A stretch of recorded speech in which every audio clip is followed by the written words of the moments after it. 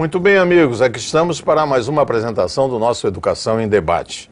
Hoje trouxemos uma pessoa realmente especial, a professora Bia Bedran. Ela é professora, ela é compositora, enfim, múltiplas atividades, é atriz, também faz música. Bia Bedran escreveu uma tese muito interessante de mestrado na Universidade Federal Fluminense sobre a arte de cantar e contar histórias.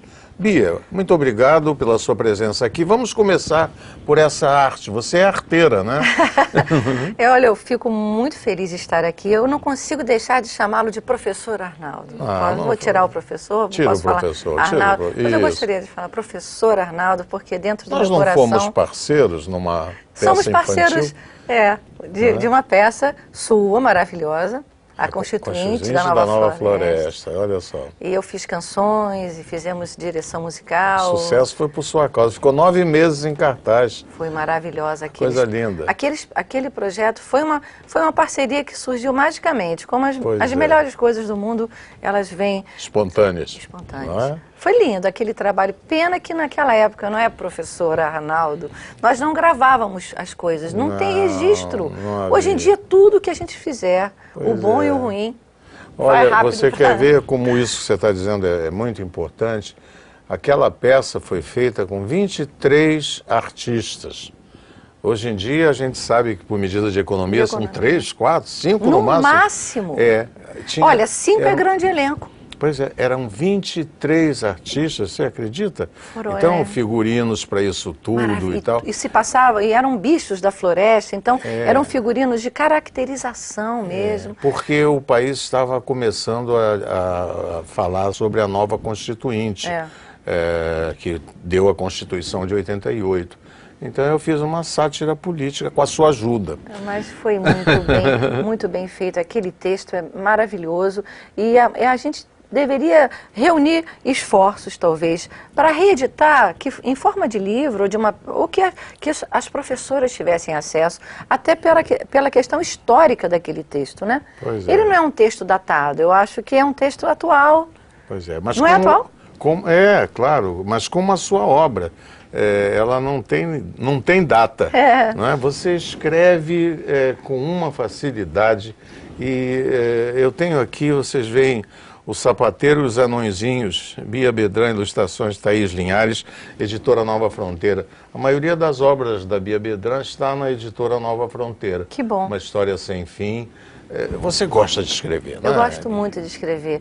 Eu fui uma menina escritora, uma menina, criança, que gostava, assim, sem os pais forçarem. Meus pais, né, que já faleceram, Dona Wanda Bedran, Amin Bedran, Dona Wanda Martini Bedran, grandes incentivadores dessa menina. Meus irmãos também escrevem muito bem, cada um na sua profissão, mas eu segui a vida artística. Meu irmão também é violinista, mas também fez engenharia, agora tornou-se só violinista, agora depois sempre optou pelo violino, mas eu era uma menina escritora, então com 9 anos eu ficava antenada com os temas do mundo, não tinha internet, não tinha nada disso, os temas do mundo, quer dizer, o que o mundo falava pelos jornais, o que se comentava nas nossas, as histórias que as famílias contavam, que antigamente... Você anotava, você guardava? Eu ficava intrigada com os temas.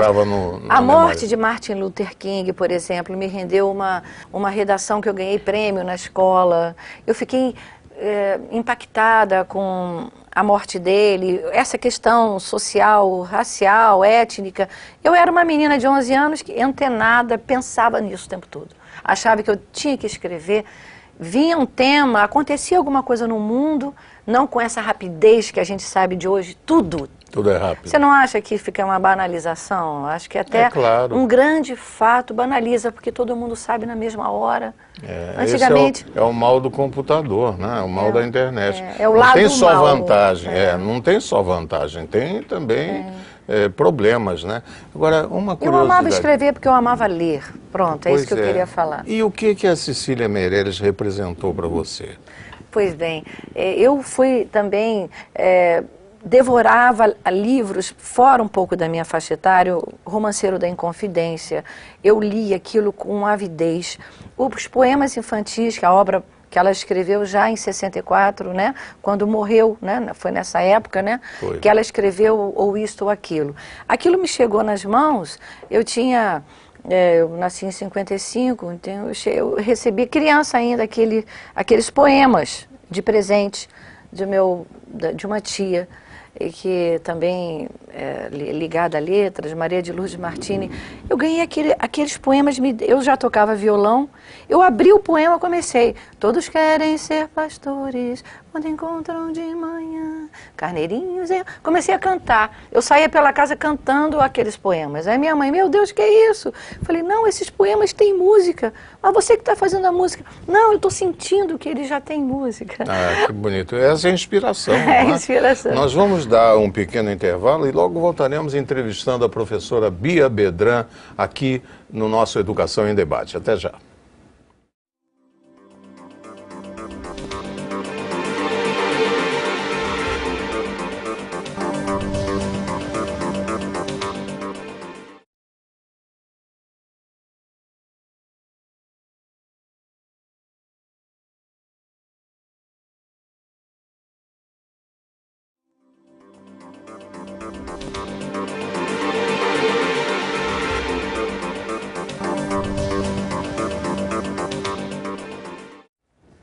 Estamos de volta com o nosso Educação em Debate, hoje falando sobre a arte de cantar e contar histórias. Eu diria também que é a arte de encantar, como faz Bia Bedran. O que é a sua tese? Pois é, eu falei, como esse é o outro nome, tem que ter um nome mais acadêmico, né, Arnaldo? Dissertação de mestrado. É dissertação, não é tese, porque eu não sou doutora. Mas, por exemplo, a arte de cantar e contar histórias é o tema da minha vida. Até a dissertação fala sobre... Eu me coloco nesse projeto, eu não posso não estar. Seria muito falso eu falar de uma arte distante de mim. Então, eu estou também, mas não como centro da pesquisa. Eu não sou o centro, mas eu penso sobre algumas ações da minha própria vida, da minha própria inspiração, para que esse fazer, que é ligado muito à educação, essa minha dissertação fala que não é uma propriedade dos artistas, a arte de cantar e contar histórias. Ela não é somente dos artistas, ela é de todos, ela é para todos. Ela é para o pai fazer com seu filho, é para o professor contador de histórias fazer essa rotina, esse cotidiano do contar, do estar junto, como Walter Benjamin falava muito bem. A narrativa não é propriedade da fala somente, ela é propriedade dos olhos, das mãos e do espírito. Da alma. É isso que as criança, não é? As crianças precisam desse contato. Quando elas escutam uma simples história, uma simples e comum e antiga história, uma simples Chapeuzinho Vermelho que seja, que já vem há tantos anos, né, pelo mundo afora, em tantas adaptações que o próprio povo faz desse conto que veio lá, Charles Perrault, lá do século XVIII, o cara pesquisando na França, e esses contos que o povo contava, depois ele vai dar uma redação aquilo vira oralidade de novo. Então imagina, esse conto que já tem adaptação em cinema, aí vem os estúdios da Disney e fazem as suas adaptações, é o tempo todo fazendo trazendo para o contemporâneo uma ancestralidade. Por isso que o tema é a ancestralidade e a contemporaneidade das narrativas. Mas o Brasil tem escritores admiráveis, inclusive também nessa parte de literatura infantil e juvenil. Talvez os melhores do mundo. Pois é, você não acha? Um Monteiro Lobato, quem é que é melhor que o Monteiro Lobato? Não é? A gente teria, é difícil assim, eu acho que dimensionar por qualidade assim, né? Isso, ele é melhor que ele, porque Monteiro Lobato é como assim a raiz no Brasil do que toda essa criação que também foi a minha inspiração como escritora, ler a obra toda do Monteiro. Aquela obra toda eram 12 tomos, me lembro que chamava de tomos. Os 12 trabalhos de Hércules era o 12º livro da minha estante. Então, Remeações de Narizinhos, Caçadas de Pedrinho, e a mitologia grega, e tudo que ele trabalhou, aquela obra é densa, não é uma obra fácil de ler. Hoje em dia, nossos meninos, eles não alcançam, porque a professora também não leu. Essa é a minha grande questão. É o problema. É necessário que o professor descubra, antes de discutir esse problema que deu aí de preconceito por causa das caçadas de Pedrinho, isso que está circulando uma confusão aí. Um equívoco. Um equívoco enorme. Porque as pessoas não se aprofundam para entender também Naquela tempo. época em que ele escreveu. Pois é, exatamente. E as pessoas não leram, só lê aquela frase. Agora, destruir um homem como Monteiro Por causa- Lobato é muita riqueza para o país, não é? É riqueza. É muita riqueza. Isso é um baú de tesouros.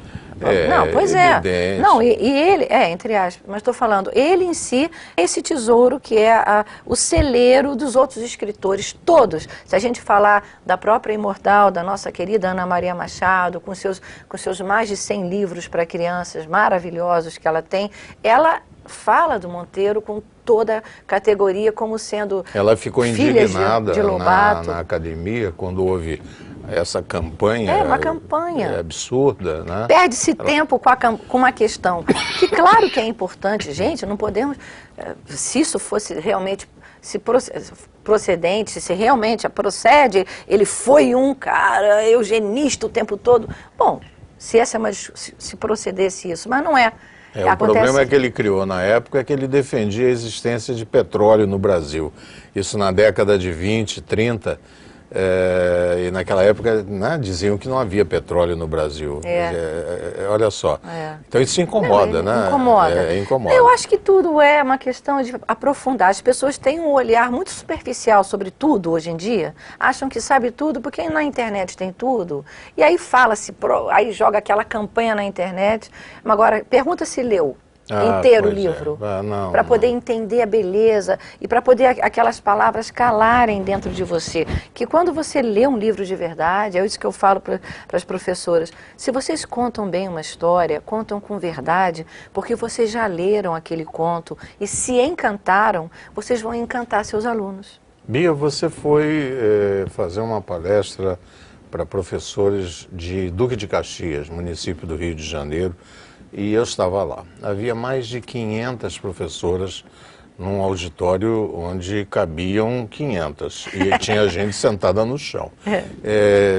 Qual é o segredo de galvanizar um público de 500 pessoas como você consegue? Eu vou pedir que você pense na resposta, nós vamos dar um pequeno intervalo e logo voltaremos. Até já.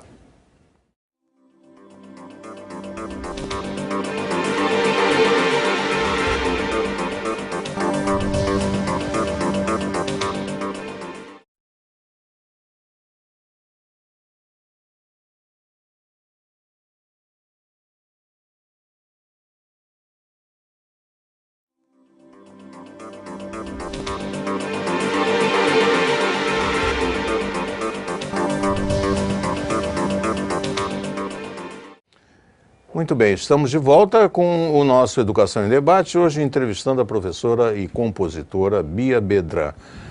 Professora Bia, e aí, como é que se encanta um auditório de mais de 500 pessoas assim? Olha, eu acho que temos fatores que comungam. Eu sou artista também, né? Eu sou há mais tempo artista do que educadora. A minha arte me educou para ser professora, me levou a querer. Então, a minha arte, desde a infância, como eu te falei no começo da entrevista, eu toco meu violão, eu estudava flauta doce, era uma leitora. Sempre em Niterói? Entendia. Eu estudei na ProArte, no Rio. Eu tive eu pisei sempre Rio e Niterói. A gente atravessava a barca. Vivia na travessia. para poder ter aula de música, voltar. Também tive professores niteroenses maravilhosos. Tive iniciação musical em Niterói, mas estudei no Rio. Fiz musicoterapia no centro da cidade, no Rio de Janeiro, no conservatório. Sou formada em musicoterapia, então a minha vida foi sempre Rio também. Mas eu acho que encantar alguém, encantar pessoas, primeiro você tem que ter a prática do público. É uma prática. Eu acho que nada é assim, como ela canta bem, ou como esse homem canta, como ele interpreta bem. Ele trabalha para fazer isso. Todos os dias ele pratica o seu gesto, ele pratica a sua sensibilidade. Mas é um dom também, não é? Eu acredito em dom 50% e 50% de trabalho. Eu acredito Suor. sempre nisso. Mas metade dom. Dom. Porque claro. você pode ser um bom escritor, um excelente, tem o dom de escrever e não tem o dom da oratória. Ou você pode ser um grande orador e talvez não escrever com tanta fecundidade, muito profícuo, né? Agora, você é professora do Colégio de Aplicação da UERJ, que, enfim, eu tenho no meu coração, porque eu fui o primeiro professor de desenho geométrico do Colégio de Aplicação. Do CAP, nosso CAP. Do CAP, Colégio de Aplicação Fernandes Rodrigues da Silveira. Pois é. Como foi essa experiência dentro de um colégio de aplicação, com tudo aquilo que você representa? Foi gratificante? Foi gratificante. Eu devo ao CAP, sabe, Arnaldo? Eu devo aqueles 10 anos que eu só, apesar de eu já estar quase chegando na minha aposentadoria pela universidade. Jovem assim? Mas eu dou aula desde 85, né, lá. Eu comecei em 85, dando aula de música para aquelas crianças. E na época era 4ª série, 2ª série, hoje seria 5º ano, 3º ano. Na época era o CA, que seria o 1º ano hoje. Eu dava aula à tarde, o CAP tinha um sistema maravilhoso. De manhã eles tinham as disciplinas e à tarde as aulas de artes. Que são as disciplinas, na minha vida, essa é a disciplina da minha vida. É o horário integral. Era integral. É o princípio do horário integral que nós todos desejamos para a educação brasileira, né? E foi maravilhoso que à tarde as crianças, então, se deleitavam com as aulas de música, coral, instrumentos, artes plásticas. E era muito interessante ver que acabava o almoço, começavam, aí virava assim, né, trum, parecia que virava, uma caixinha de música começava.